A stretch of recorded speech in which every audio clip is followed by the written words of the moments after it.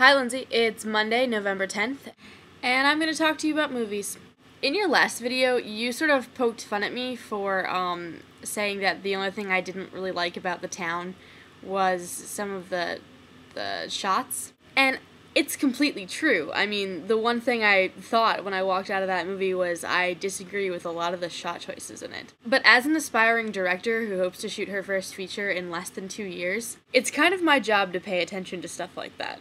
Also, film school is kind of ruining me with the watching movies thing. Well, film school and audio commentaries. I'm addicted to audio commentaries. First off, in regards to the town, there were two things about that movie that I didn't like. The first were some of the shot choices. I don't know if you've seen the movie, but there's this one scene where Ben Affleck and Jeremy Renner are talking outside of a cemetery, and the shot starts out fine enough. I mean, it's sort of a wide-ish two-shot where it's their entire upper torso down to like the hip area, and then enough headroom, and it's the two of them, so it's a decently wide shot.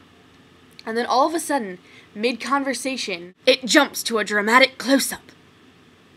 It's extremely jarring, and I don't think it makes any sense. It doesn't really follow the tone of the conversation. I mean, the conversation was kind of intense to start with. It didn't have to suddenly become super tense with the shot choices. Part of me kind of wants to listen to the audio commentary on the DVD when it eventually comes out and find out if Ben Affleck really was going for something there or just didn't shoot a medium shot and decided to go with the close-ups.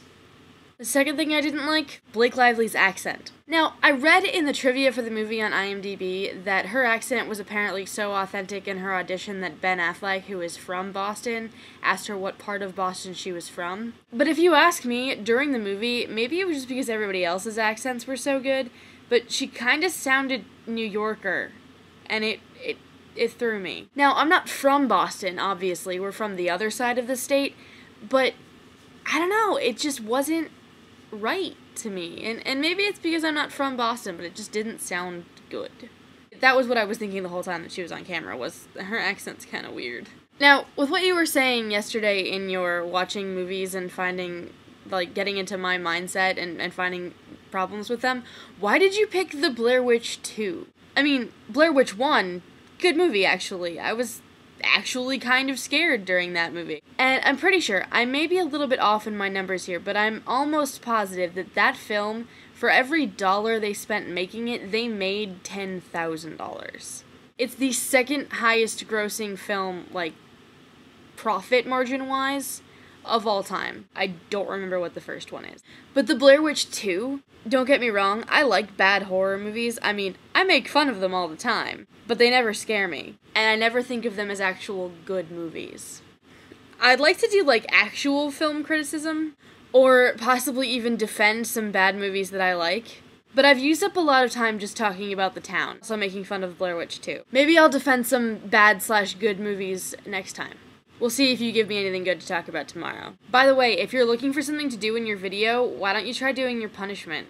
I'm gonna start turning into you and bugging you to do your punishment all the time. Do your punishment! It'll be fun. I mean, I gave it to you before Halloween.